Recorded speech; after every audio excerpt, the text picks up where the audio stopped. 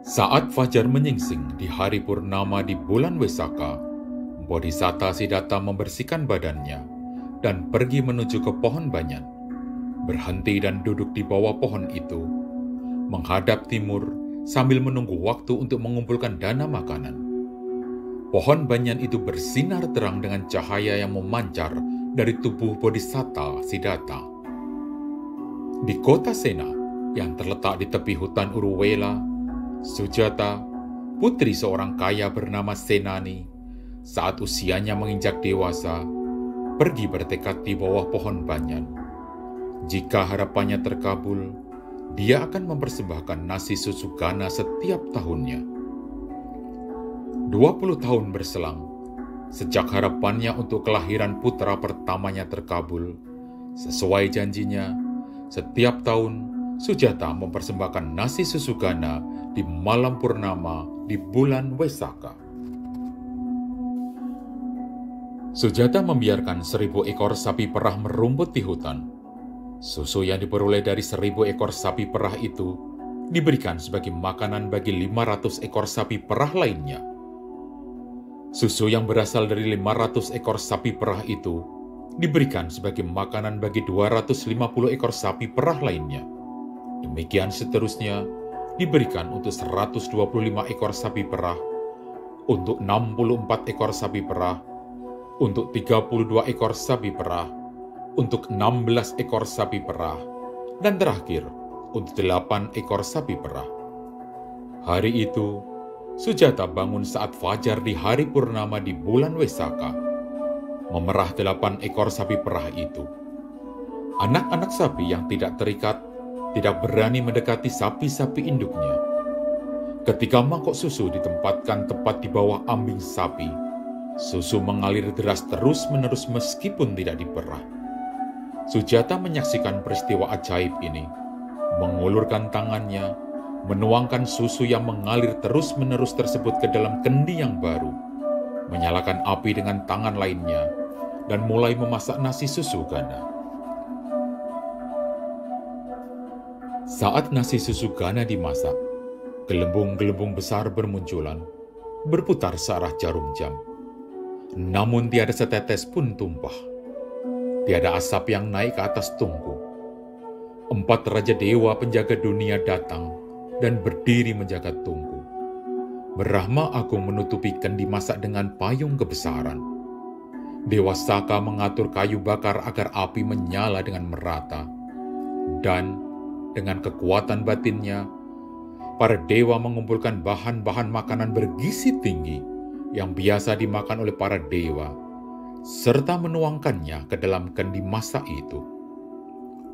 Melihat banyak keajaiban di pagi hari itu, Sujata memanggil pelayannya yang bernama Puna. Hari ini dewa penjaga pohon banyan sedang berbaik hati. Selama 20 tahun ini, aku belum pernah menyaksikan peristiwa ajaib ini. Cepat pergilah dan bersihkan pohon banyan, tempat tinggal dewa penjaga. Puna segera pergi dan melihat Bodhisatta duduk di bawah pohon, menghadap ke arah timur. Puna ketakutan. Hari ini dewa penjaga pohon banyan telah turun. Kelihatannya beliau duduk di sana untuk menerima dana dengan tangannya sendiri. Ia tergesa-gesa kembali ke rumah dan melaporkan hal ini kepada Sujata. Mendengar kata-kata pelayannya, Sujata menjadi sangat gembira dan menjadikan Puna sebagai putri tertuanya, memberikan pakaian dan perhiasan, sebagaimana layaknya seorang anak perempuan. Sudah menjadi tradisi bagi seorang bodhisatta untuk menerima persembahan nasi susu Gana pada hari beliau akan mencapai kebudaan. Sujata berpikir, aku harus menempatkan nasi susu Gana ini ke dalam cangkir emas. Kemudian ia menuangkan nasi susu Gana yang telah matang itu ke dalam cangkir. Semua nasi susu Gana masuk ke dalam cangkir emas sampai tetes terakhir, bagaikan tetesan air yang mengalir dari daun teratai. Cangkir itu penuh, tidak lebih, tidak kurang. Sujata menutup cangkir emas itu dengan sebuah cangkir emas lainnya, lalu dibungkus dengan kain putih yang bersih. Setelah berdandan dan menghias diri dengan pakaian lengkap, Sujata membawa cangkir emas di atas kepalanya dan pergi menuju pohon banyan. Sujata sangat gembira melihat Bodhisatta dan menganggapnya sebagai dewa penjaga pohon banyan. Ia berlutut penuh hormat. Kemudian Sujata menurunkan cangkir emas dari kepalanya, membukanya, dan membawa cangkir emas harum itu mendekati Bodhisatta dan berdiri di dekatnya. Mangkuk tanah liat yang dipersembahkan oleh Brahma Gantikara kepada Bodhisatta pada saat Bodhisatta melepaskan keduniawian dan yang telah dengan setia menemaninya selama 6 tahun Dukara Carita, menghilang secara misterius pada saat Sujata datang untuk mempersembahkan nasi Susugana itu. Karena tidak melihat mangkuknya, Bodhisatta mengulurkan tangan kanannya untuk menerima dana tersebut. Sujata menyerahkan nasi Susugana dalam cangkir emas dan meletakkannya di tangan Bodhisatta. Yang mulia, aku mendanakan nasi Susugana dalam cangkir emas. Terimalah beserta cangkir emas ini, dan pergilah kemanapun engkau suka. Keinginanku telah terkabul. Semoga keinginanmu terkabul pula.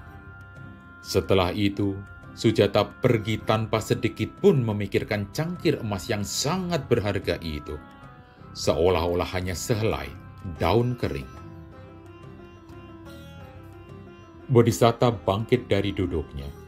Setelah mengelilingi pohon banyan dengan hormat, beliau berjalan menuju tepi sungai Neranjara, membawa cangkir emas berisi nasi Susugana. Di sungai Neranjara, terdapat sebuah tangga bernama Supatititha, tempat banyak Bodhisatta turun dan mandi pada hari pencapaian kebudaan. Bodhisatta meninggalkan cangkir emasnya di tangga. Setelah selesai mandi, beliau naik dan duduk menghadap ke arah timur. Beliau menyiapkan 49 gumpalan nasi Susugana, tidak lebih, tidak kurang, berukuran sebesar biji kacang palmira, dan kemudian memakan semuanya tanpa meminum air. Gumpalan nasi Susugana tersebut akan menjadi ahara untuk mempertahankan kebutuhan nutrisi tubuhnya selama 49 hari saat beliau berdiam di sekeliling pohon Bodhi setelah mencapai pencerahan sempurna. Selama 49 hari itu, Sang Buddha diam dalam kebahagiaan jana dan buahnya, tanpa memakan makanan apapun, tanpa mandi, tanpa mencuci muka, dan tanpa membersihkan tubuhnya. Setelah memakan nasi Susugana, Bodhisatta mengucapkan tekad sambil memegang cangkir. Jika aku akan mencapai kebudaan hari ini, semoga cangkir emas ini mengalir ke arah hulu. Tetapi jika aku tidak mencapai kebudaan hari ini, biarlah cangkir emas ini mengalir ke arah hilir, mengikuti arus sungai. Beliau meletakkan cangkir emas itu di atas aliran air sungai Neranjara. Cangkir emas bergerak memotong arus air, menuju ke tengah sungai, dan kemudian mengambang, mengalir ke arah hulu. Dari sana dengan kecepatan seekor kuda tercepat berlari, sampai sejauh 80 lengan, dan akhirnya tenggelam dalam pusaran air. Sewaktu mencapai istana Raja Nagakala, cangkir emas itu membentur 3 cangkir emas yang digunakan oleh 3 Buddha sebelumnya, yaitu Buddha Kakusanda, Buddha Konagamana, dan Buddha Kasapa. Pada hari mereka akan mencapai kebudaan, menghasilkan bunyi logam yang beradu, dan akhirnya diam di bawah 3 cangkir emas tersebut. Raja Nagakala berkata, baru kemarin seorang Buddha muncul, hari ini seorang Buddha lain akan muncul. Raja Nagakala bangkit dan mengucapkan kata-kata pujian. Setelah memenangkan pertempuran melawan Mara Wasawati, yang juga dikenal dengan nama Dewa Puta Mara, sebelum matahari terbenam pada hari purnama di bulan Wesaka, Bodhisatta menembus 3 pengetahuan. Semua dewa dan Brahma yang berasal dari 10.000 alam semesta berkumpul di depan Bodhisatta, bersujud di depannya, memberi hormat dengan mempersembahkan bunga-bungaan, wangi-wangian, puji-pujian, dan menyampaikan penghormatan. Bodhisatta mencapai kebudaan di jaga terakhir malam itu, di malam purnama, di bulan Wesaka.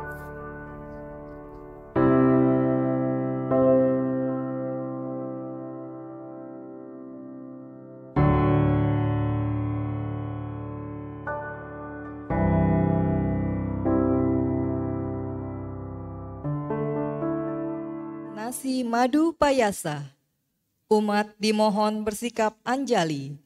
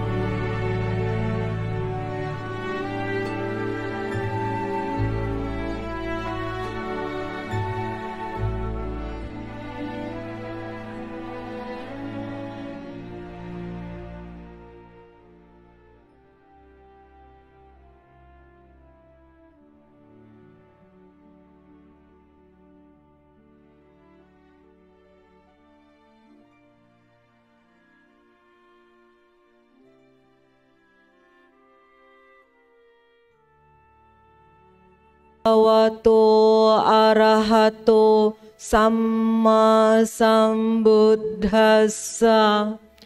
Namo tassa bhagavato arahato samma sambuddhassa. Namo tassa bhagavato arahato samma sambuddhassa.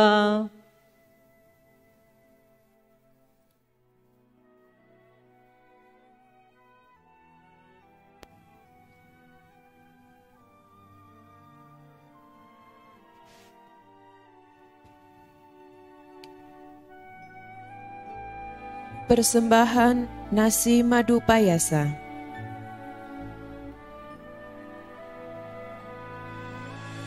Imehi madupayasehi budang abipujayama. Kami memuja Sang Buddha dengan nasi madu payasa ini.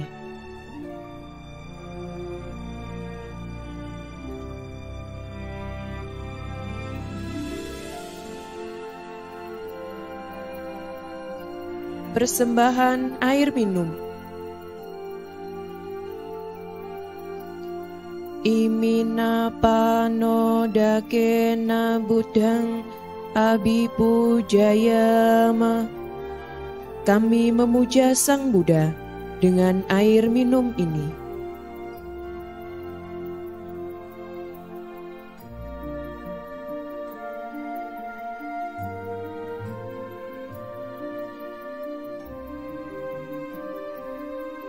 Persembahan bunga.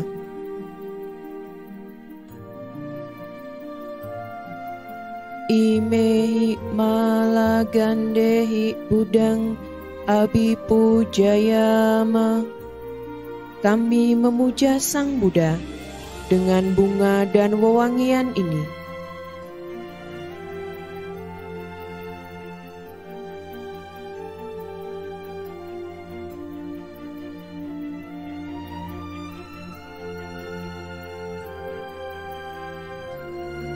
Persembahan dupa.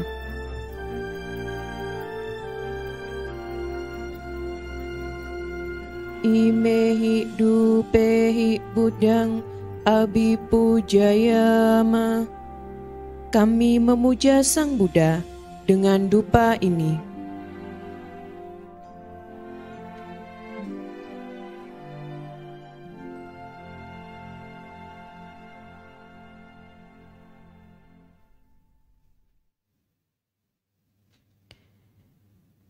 Persembahan pelita. Imehi padipehi budang abipujayama. Kami memuja Sang Buddha dengan pelita penerang ini.